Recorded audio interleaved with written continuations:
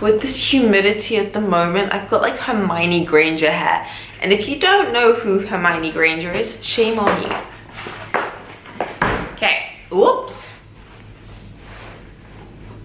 So what I am going to discuss today, before anyone jumps on my back about any titles, what I want to address is this whole issue coming from someone that has gone from being severely overweight to severely underweight.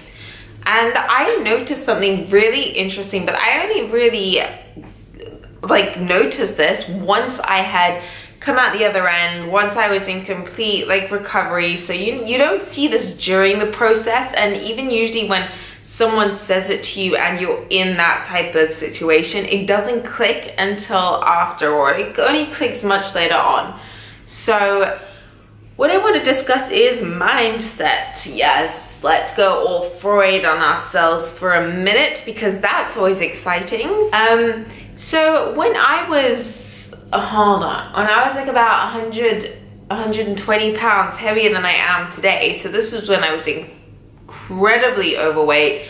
I was unhealthy, but I was tired all the time. My joints hurt. I never had energy to exercise.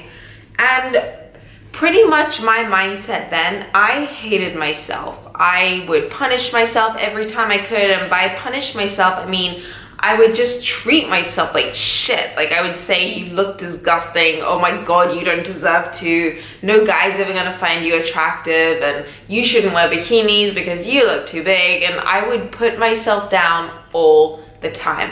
I had that fat mindset. And then when I ended up losing all my weight and then getting fit and then going completely obsessive and going on the whole opposite side of the scale, I'm an extremist. You know, I don't do things half-assed. I'm either gonna be severely overweight apparently, or at that stage then anorexic. And when I was at my lowest weight, I was about 90 pounds. And for someone that's 5'7", I'm trying to do the conversion rate in my head. Someone that's 5'7", I was tiny, bones breaking, no energy once again, joints hurting again, and for completely different reasons.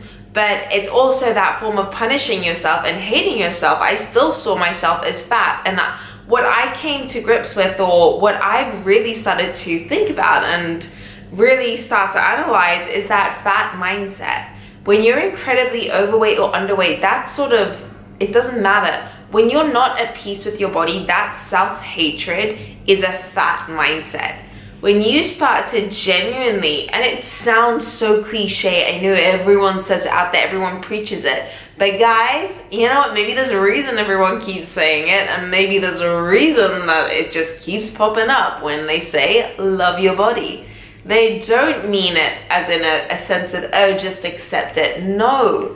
Being at peace with yourself is what creates this homeostasis sense in your body, this feeling of well-being and happiness. I wasn't happy at my thinnest. I was miserable. I wasn't happy eating whatever I wanted and being big and unhealthy. I was miserable. You know, it's like the girl that's severely underweight and the girl that's severely overweight, they have that same mindset. They are both equally miserable, punishing themselves and hating themselves. So that's something that you've got to understand.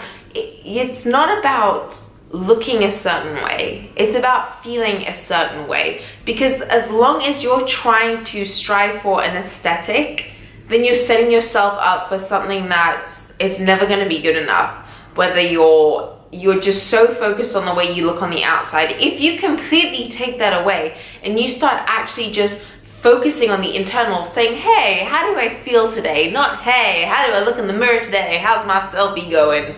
That sounded really weird. I sounded like an old school, like, hey, Bill, how's your reporting going today? Like those old school news reporters. I watch way too much Lois and Clark, I know. So yeah, it's all about that sort of mindset, because I always say if you're not going to be your biggest cheerleader, no one else will, as in you owe it to yourself to stop with that punishment, because the more you punish your body, it's the same way like any child or any any animal, if you punish them, they think they deserve to be punished. They will act out, they will act naughty, they will, it's just, and your body will act out too. It'll be like, okay, I'm being punished. Obviously, I'm not good enough, let me rebel.